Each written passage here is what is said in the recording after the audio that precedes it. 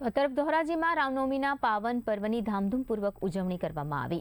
શહેરના station road અને રામ મંદિર ખાતે સવારે પૂજા અર્ચના અને મહાઆરતી બાદ ભવ્ય શોભાયાત્રા નીકળી હતી। આ શોભાયાત્રામાં મોટી સંખ્યામાં ભક્તો, આગેવાનો, સંતો અને વિવિધ સંસ્થાઓ જોડાઈ હતી। શોભાયાત્રા શહેરના વિવિધ માર્ગો પરથી પસાર થઈ હતી અને ઠેર ઠેર ફૂલહારથી સ્વાગત કરવામાં આવ્યું હતું। ત્રણ દરવાજા વિસ્તારમાં મુસ્લિમ સમાજ દ્વારા પણ શોભાયાત્રાનું સ્વાગત કરવામાં આવ્યું અને એકબીજાને મીઠાઈ ખવડાવી ભાઈચારાનો સંદેશ પાઠવવામાં આવ્યો। આ સમગ્ર કાર્યક્રમ દરમિયાન પોલીસ તંત્ર દ્વારા ચુસ્ત બંદોબસ્ત ગોઠવવામાં આવ્યો હતો અને શાંતિપૂર્ણ માહોલમાં રામનવમીની ઉજવણી સંપન્ન થઈ હતી।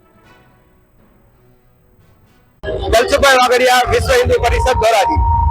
આજ રામનવમી નિમિત્તે રામના જન્મના વધામણા કરવા માટે ધોરાજી થનગની રહ્યું હતું।